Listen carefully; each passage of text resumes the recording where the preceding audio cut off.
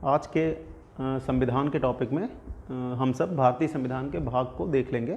एक छोटा सा तथ्यात्मक वीडियो ये बनेगा। कल आपने जो संविधान का वीडियो पढ़ा था उसमें देशी रियासतों का एकीकरण और साथ ही साथ भारतीय राज्य का जो पुनर्गठन था उसको आपने देखा था। तो भाग वाली चीज़ छूट जाती है, यहाँ से सीधे सीधे क्वेश्चन विभिन्न एग्जाम्स में बन जाते हैं। और भारतीय संविधान के भाग पढ़ने से एक प्रकार का ढांचा भी संविधान का आपके दिमाग में रहता है कि हमको कहाँ पे क्या पढ़ना है। तो भारतीय संविधान जब बना तो उसको विभिन्न भागों में विभाजित किया गया था। इस पर चर्चा हुई थी कि गणना के लिहाज से 25 भाग माने जाते हैं और वर्तमान में 25 कुछ लोग मानते हैं। मूल संविधान में भाग की संख्या 22 थी। तो किस भाग में क्या है और उसका विभाजन क्या है, ये मैं आपको इस वीडियो में एक संक्षिप्त सा वीडियो बनेगा और आपके काम का रहेगा, इसको आप देख लीजिए। तो सबसे पहले जब हम बात करते हैं भारतीय संविधान के भाग 1 की, तो भाग 1 आप पढ़ भी चुके हैं, इसको आपने प्रॉपर पढ़ा है।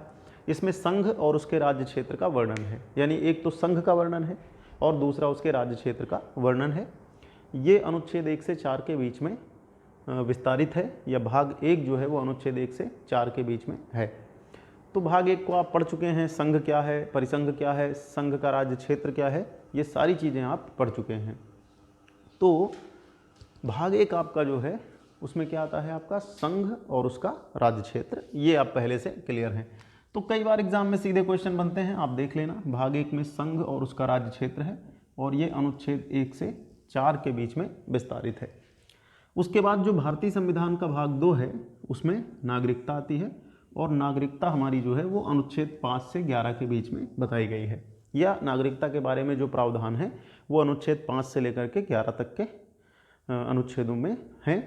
नागरिकता पर हमारा अगला लेक्चर होगा। इसके बाद नागरिकता ही हमें पढ़ना है कि नागरिकता क्या होती है, नागरिकों को कौन से विशेष अधिकार होते हैं, भारत में नागरिकता कैसी है, नागरिकता के लिए अब तक कौन से कानून बने हैं, नागरिकता संबंधी कानून बनाने का अधिकार किसको है। ये एक नागरिकता का वीडियो होगा, उसमें हम सब इसकी चर्चा करेंगे। तो भाग 2 में आपको ध्यान में रखना है क्या है, नागरिकता के बारे में बताया गया है और ये अनुच्छेद 5 से 11 के बीच में है। भारतीय संविधान का जो भाग 3 है बहुत ही महत्वपूर्ण है। इसमें फंडामेंटल राइट्स या मौलिक अधिकार बताए गए हैं, और मौलिक अधिकार अनुच्छेद 12 से लेकर के 35 के बीच में है, जिनकी संख्या 6 है। पहले 7 हुआ करती थी। संपत्ति के अधिकार को मौलिक अधिकारों की श्रेणी से हटा करके विधिक अधिकार बनाए जाने के बाद अब मौलिक अधिकारों की संख्या 6 है। तो वो 6 मौलिक अधिकार हैं, उनको संरक्षण कैसे दिया गया है। इसके अलावा 12 में राज्य की परिभाषा है, 13 में मौलिक अधिकारों के खिलाफ बनने वाले विधि को शून्य करने के प्रावधान हैं। 6 मौलिक अधिकार हैं, इन सब पर भी हम चर्चा करेंगे, जल्दी ही ये टॉपिक हमारा आएगा। उसके बाद भाग 4 में राज्य के नीति निर्देशक तत्व हैं, डायरेक्टिव प्रिंसिपल्स हैं, जो राज्य को बताए गए हैं कि राज्य को ऐसा होना चाहिए। तो इस पर भी हमारी चर्चा होगी। नीति निर्देशक तत्व जो हैं वो अनुच्छेद 36 से लेकर के 51 के बीच में विस्तृत हैं। नीति निर्देशक तत्वों को हम सब पढ़ेंगे। ये डायरेक्टिव प्रिंसिपल्स कहलाते हैं। ये राज्य को बताते हैं कि राज्य को कैसा होना चाहिए, और इनमें 3 प्रकार के तत्व आपको मिलेंगे, गांधीवादी, उदारवादी और कुछ समाजवादी। तो इस पर भी हमारी चर्चा होगी। उसके बाद फिर भाग 4 का एक है जो 42वें संशोधन 1976 द्वारा जोड़ा गया था। भाग 4 का में मौलिक कर्तव्य हैं जो हमारे मूल संविधान में नहीं थे, बाद में इनको शामिल किया गया है 42वें संशोधन 1976 द्वारा, और इसके लिए भारतीय संविधान में इकलौता अनुच्छेद 51 का जोड़ा गया है। इसके बाद भाग 5 में संघ का वर्णन है। यहाँ पे मैंने संक्षिप्त सब लिखा है संघ, और संघ जो है वो अनुच्छेद 52 से लेकर के 151 तक के बीच में वर्णित है। देखिए संक्षिप्त शब्द यहाँ पर संघ लिखा हुआ है, लेकिन जब हम भाग 5 को पढ़ेंगे, भारतीय संविधान का ये विस्तृत भाग है, 100 अनुच्छेद इसमें आते हैं। इसमें जब हम पढ़ेंगे तो संघ के अंतर्गत हम क्या पढ़ेंगे, सबसे पहले हम कार्यपालिका पढ़ेंगे। कार्यपालिका में राष्ट्रपति कार्यपालिका का हेड है, उसका चुनाव, उसकी शपथ, उसको हटाए जाने का प्रावधान या उसके बारे में प्रावधान इसमें आपको मिलेंगे। इसके बाद फिर इसमें विधायिका संसद के बारे में प्रावधान आपको मिलेंगे। महान न्यायवादी भी इसी भाग के अंतर्गत आएगा। इसके अलावा सुप्रीम कोर्ट अनुच्छेद 124 से शुरू होकर के 147 तक यहीं पर मिलेगा आपको। और फिर अंत में इसमें हम कैग को पढ़ेंगे, यानी कि महानियंत्रक एवं महालेखा परीक्षक। तो जब हम संघ पढ़ेंगे तो इसमें हम आमतौर पर संघ की कार्यपालिका, संघ की विधायिका और सुप्रीम कोर्ट को भी पढ़ेंगे। यहीं पर कैग यानी कि नियंत्रक एवं महालेखा परीक्षक आएगा इसी भाग में, और इसी में आपका महान्यायवादी आएगा। तो संघ में ये सारी चीज़ें आती हैं। भाग 6 में राज्य है, यहाँ पर भी ठीक वैसी ही प्रक्रियाएं हैं। जैसे राज्य में हम मुख्य रूप से राज्यपाल, राज्य का विधानमंडल, विधानमंडल के जो दोनों सदन होते हैं उनके बारे में, हाई कोर्ट यहीं पर मिलेगा आपको, इसके साथ साथ आपको अधीनस्थ न्यायालय यहाँ पर मिलेंगे, और यहाँ पे एक महाधिवक्ता भी आपको मिलेगा। तो जो राज्यपाल है, राज्य मंत्रिपरिषद, विधानमंडल, महाधिवक्ता, हाई कोर्ट का प्रावधान, और उसके साथ साथ इसमें हम पढ़ेंगे अधीनस्थ न्यायालय, ये आपको भाग 6 में मिलेंगे। भाग 7 निरसित है। मैंने आपको शायद बताया था कि जब भारत आज़ाद हुआ था और गणतंत्र भारत बना तो शुरुआती चरण में ABCD 4 श्रेणी के राज्य बनाए गए थे। ये कल ही चर्चा हुई थी। 4 श्रेणी के राज्यों के लिए भाग 6, भाग 7, भाग 8 और भाग 9 स्थापित किया गया था। बाद में B और D यानी कि भाग 7 और भाग 9 को समाप्त कर दिया गया था। 9 में बाद में पंचायतें जोड़ दी गई हैं, और जो आपका भाग 7 है वो निरसित है। निरसित का मतलब है कि ये पहली अनुसूची का यहाँ पे वर्णन था और इसे समाप्त कर दिया गया है। यानी कि पहली अनुसूची के तहत आने वाले जो राज्य हैं, पहली अनुसूची में पहले जो ये B श्रेणी के राज्य हुआ करते थे, इनको भाग 7 में रखा गया था। तो पहली अनुसूची के तहत जो B श्रेणी के राज्य थे उनको यहाँ पे रखा गया था अनुच्छेद 238 के माध्यम से। बाद में इसको निरसित कर दिया गया, या आप कह सकते हैं कि निरस्त कर दिया गया है। तो भाग 7 ये भी आप ध्यान रखेंगे, इसका इतिहास क्या है। भाग 8 जो आपके भारतीय संविधान का है उसमें संघ शासित प्रदेशों का वर्णन है। मतलब संघ शासित प्रदेश क्या हैं, उनका प्रशासन कैसे चलता है, और उनसे जुड़ी हुई अन्य चीज़ें यहाँ पर आपको मिलेंगी। इसके लिए भारतीय संविधान में 239 से 242 अनुच्छेद यानी 239, 40, 41 और 42 जोड़े गए हैं। इसके बाद जो आपका भाग 9 है उसमें पंचायतें हैं, और भाग 9 का पंचायतों के लिए एक ही अनुच्छेद है 243, उसी में कई सारे प्रावधान जोड़े गए हैं। भाग 9 का में नगर पालिकाएँ हैं, ये भी अनुच्छेद 243 के तहत है, और भाग 9 खा में सहकारी समितियां हैं, ये भी अनुच्छेद 243 के तहत ही आएगा। तो इस सबको आपको ध्यान में रखना है। तो हम सब लोगों ने जो भाग पढ़े हैं, जैसे भाग 9 आप ध्यान रखना, भाग 9 में पंचायतें हैं, और भाग 9 में जो पंचायतें हैं वो अनुच्छेद 243 के विभिन्न पार्ट्स में हैं, वो हम आपको आगे बता देंगे। भाग 9 जो का है उसमें नगर पालिकाएँ हैं। आपको अनुसूचियाँ जब मैंने पढ़ाई थी तो बताया था कि जो भाग 9 है उसमें पंचायतें हैं, और पंचायतों के लिए एक 11वीं अनुसूची है। 73वें संशोधन 1992 द्वारा पंचायतों को संवैधानिक दर्जा दिया गया था। 74वें संशोधन 1992 द्वारा नगर पालिकाओं को संवैधानिक दर्जा दिया गया था, और 97वें संशोधन 2011 द्वारा सहकारी समितियों को, या सहकारिता का जो भाग हमारा जोड़ा गया है वो 97वें संशोधन 2011 द्वारा जोड़ा गया है। इसके बाद आगे के भाग हम सब देखते हैं। 9 का और 9 खा को देखने के बाद भारतीय संविधान का जो भाग 10 है, भाग 10 में अनुसूचित और जनजातीय क्षेत्रों का, या अनुसूचित और जनजातीय क्षेत्रों के बारे में बताया गया है। इसके पहले आप पढ़ चुके हैं 5वीं और 6वीं अनुसूचियाँ जो अनुसूचित और जनजातीय क्षेत्रों से संबंधित हैं।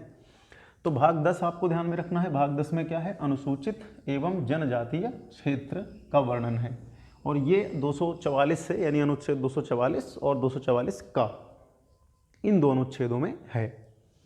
इसके बाद जो भाग 11 है उसमें संघ और राज्यों के बीच के संबंध परिभाषित किए गए हैं। जैसे भारतीय संविधान आपने पढ़ा है, उसमें अगर आप देखेंगे तो राज्यों का अपना कोई पृथक संविधान नहीं है, और राज्यों को शक्तियाँ वितरित की गई हैं। संघ और राज्य के बीच में शक्तियों का बंटवारा किया गया है। तो दोनों के संबंधों को निर्धारित करने के लिए भी एक भाग है। तो भाग 11 में संघ और राज्य के बीच संबंध हैं जो 245 से 263 तक विस्तारित हैं। 245 से 263, इनको आप 2 भागों में बांट सकते हैं इन संबंधों को। एक विधायी संबंध 245 से 255 के बीच में है, जहां पर विधायी संबंधों की व्याख्या की गई है, और प्रशासनिक संबंधों की व्याख्या 256 से 263 के बीच में की गई है। तो एक चीज़ तो ध्यान रखना है कि भाग 11 है, भाग 11 में क्या है, संघ राज्य संबंध है, और 245 से 263 के बीच में इनकी व्याख्या है। इनको आप 2 पार्ट्स में तोड़ लेंगे जब इसको हम पढ़ेंगे। तो पहले में 245 से 255 के बीच में विधायी संबंध, और फिर 256 से 263 के बीच में प्रशासनिक संबंध। भारतीय संविधान का जो भाग 12 है उसमें वित्त, संपत्ति, संविदाएं और वाद आते हैं और ये 264 से लेकर के 300 का तक है। इसमें एक प्रकार से आप ये भी मान लीजिए कि जो वित्तीय संबंध हैं, वित्त संबंधी मामले हैं, जैसे इसी में टैक्स का वर्णन है, वित्त आयोग का वर्णन है, राज्यों को जो केंद्र अनुदान देता है उसका वर्णन है, कौन से टैक्स राज्य के होंगे, कौन से केंद्र के होंगे, वसूलेगा कौन, इन सब का प्रावधान इस भाग में है। तो भाग 12 बहुत ही महत्वपूर्ण है। इसमें वित्त, संपत्ति, संविदाएं और वाद ये 264 से लेकर के 300 का तक विस्तारित है। इसके बाद भाग 13 भारतीय संविधान का जो आपका मिलेगा उसमें व्यापार, वाणिज्य, समागम की स्वतंत्रता, यानी भाग जो 13 है उसमें आपको क्या मिलेगा, व्यापार, वाणिज्य और समागम की स्वतंत्रता, और ये आपका है अनुच्छेद 301 से 307 के बीच। भाग 14 की अगर हम बात करेंगे तो भाग 14 में आएंगे संघ और राज्य के अधीन सेवाएं। इसमें सेवाओं के बारे में बताया गया है संघ और राज्य की। उसके बाद संघ लोक सेवा आयोग, राज्य लोक सेवा आयोग, ये सारी चीज़ें आपको यहाँ पर मिलेंगी। तो भाग 14 में आपका क्या है, संघ और राज्य के अधीन सेवाएं, और ये हैं अनुच्छेद 308 से लेकर के अनुच्छेद 323 के बीच में भाग 14। फिर एक भाग और आपको मिलेगा 14 का। 14 का में क्या है, अधिकरण है। अधिकरण 300 का से 300 खा के बीच में है, इस पर बाद में व्याख्या होगी। भाग 15 में निर्वाचन संबंधी सारे प्रावधान आएंगे। जैसे भाग 15 में अनुच्छेद 324 से 329 तक निर्वाचन का प्रावधान किया गया है। तो आर्टिकल आप अगर देखेंगे तो 324 से 329, इसमें निर्वाचन आयोग, सार्वभौमिक वयस्क मताधिकार, बिना किसी भेदभाव के मताधिकार, साथ ही साथ चुनाव प्रणाली और कैसे राष्ट्रीय दलों को मान्यता दी जाती है, उसमें फिर कई सारे अन्य मतलब अधिनियम भी बनाए गए हैं। तो निर्वाचन संबंधी जो भी प्रावधान है, इलेक्शन संबंधी जो भी प्रावधान है, वो भाग 15 में आपको मिलेंगे। भाग 16 जो है वो कुछ वर्गों के लिए विशेष प्रावधान करता है। ये 330 से 342 तक विस्तारित है। कुछ वर्गों के लिए विशेष प्रावधान, जैसे इसमें SC ST का लोकसभा विधानसभा में आरक्षण है, एंग्लो इंडियन समुदाय के लोगों का या एंग्लो इंडियन समुदाय के सदस्यों का प्रतिनिधित्व सुनिश्चित करना, इसके अलावा पिछड़े वर्ग के लिए विशेष प्रावधान, ये सारी चीज़ें इसमें आएंगी। तो भाग 16 क्या है, कुछ वर्गों के लिए विशेष प्रावधान। भाग 17 जब भारतीय संविधान का आप देखेंगे तो इसमें आपको मिलेगा राजभाषा, और राजभाषाएं जो आप राजभाषा या भाषा संबंधी जो प्रावधान है वो अनुच्छेद 343 से 351 के बीच में है। तो ये भाग 17 है आपका। तो अगले भाग को हम सब देखते हैं। इसके बाद भाग 18 आपको ध्यान में रखना है। भारतीय संविधान का जो भाग 18 है उसमें आपातकालीन प्रावधान किए गए हैं। आपातकालीन प्रावधान मतलब ये विशेष प्रावधान हैं, आप पढ़ चुके हैं पहले, जर्मनी के वाइमर संविधान से प्रेरित हैं। आपातकालीन उपबंध 352 से 360 के बीच में है। आगे हम सब पढ़ेंगे। इसमें 3 प्रकार के आपातकाल का प्रावधान है, जैसे राष्ट्रीय आपातकाल है, राज्यों में राष्ट्रपति शासन है, वित्तीय आपातकाल है। तो ये भाग 18 में वर्णित किया गया है। इसके बाद फिर जो भारतीय संविधान का भाग 19 है उसमें प्रकीर्ण है। प्रकीर्ण में कुछ विशेष प्रावधान है, जब नंबर आएगा तो हम सब पढ़ेंगे। 361 से 367 के बीच में इनका उल्लेख किया गया है।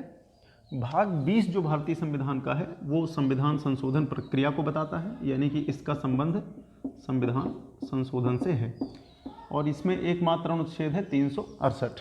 ये इस बात की व्याख्या करता है कि संसद भारतीय संविधान में संशोधन कर सकती है, कौन सी विधियां होंगी, और बाद में फिर अन्य चीज़ें भी इसमें जुड़ी हैं।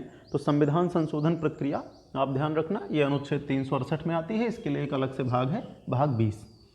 भाग 21 जो भारतीय संविधान का है इसमें अस्थायी, संक्रमणशील और विशेष उपबंध जोड़े गए हैं, जो अनुच्छेद 369 से लेकर के 392 तक हैं। जैसे इसमें जम्मू कश्मीर के लिए विशेष प्रावधान इसी में आता था, जो भी हाल ही में 370 की 2 धाराओं को या 2 उसके भाग को निरस्त कर दिया गया है। 371 के तहत विभिन्न राज्यों के लिए विशेष प्रावधान है। तो इसीलिए इन प्रावधानों को क्या नाम दिया गया है, अस्थायी, संक्रमणशील और विशेष, यानी कि ये अस्थायी प्रवृत्ति के हैं, उस समय देश की ज़रूरतों के अनुसार इनको संविधान में शामिल किया गया है, और ये विशेष हैं, सामान्य नहीं है। भाग 22 जो है वो 393 से 395 तक आता है। इसमें संविधान का संक्षिप्त नाम है, उसका प्रारंभ है, उसका हिंदी में प्राधिकृत पाठ है, ये सारी चीज़ें इसमें आती हैं। तो ये भारतीय संविधान के भाग 22 हैं। ये 22 भाग हो गए हैं। तो जैसे मैंने आपको पहले ही बताया था कि गिनती के लिहाज से वर्तमान में भाग कितने हैं, 25 हैं। जैसे एक भाग आपका कौन सा है, 4 का, उसके बाद फिर आपने देखा एक नौका और नौखा है, एक भाग निरसित कर दिया गया है। तो जैसे मैंने आपको बताया कि 22 भाग हैं, मूल भाग संविधान के कितने हैं 22, और गणना के लिहाज से आप पढ़ते हैं कि 25 हो जाते हैं। तो आप देखेंगे जैसे भाग 7 निरसित है और कुछ जगह पे आपको एक्स्ट्रा भाग मिलेंगे, जैसे नौका, नौखा, चार का। तो इस तरह से गिनती के लिहाज से 25 हैं। यहाँ पे एक चीज़ मैंने आपको अगर याद हो तो बताई थी कि भारतीय संविधान में जब कोई नया अनुच्छेद या नया भाग जोड़ा जाता है तो अल्फा न्यूमेरिक प्रणाली के द्वारा जोड़ा जाता है। अल्फा न्यूमेरिक प्रणाली में क्या होता है कि कोई 23वां भाग नहीं जोड़ा जाता या 396वां अनुच्छेद नहीं जोड़ा जाता है, बल्कि क्रमबद्धता बनाए रखने के लिए जहाँ पर ज़रूरत होती है वहीं पर कोई नया भाग या कोई नया अनुच्छेद जोड़ दिया जाता है। तो मौलिक भाग या मूल भाग 22 ही हैं और उनमें संख्या बढ़ा दी गई है संशोधन करके। तो ये भारतीय संविधान के भाग हैं। ये तथ्यात्मक रूप से भी आपके लिए महत्वपूर्ण है, और जब आप भारतीय संविधान को पढ़ते हैं तो एक प्रकार से ये सांचा बनाते हैं आपके दिमाग में कि किस में क्या आता है और हमें कितना पढ़ना है। तो आप इसको देख लेंगे, कुछ क्वेश्चन आपको यहाँ से मिलेंगे एग्जाम में।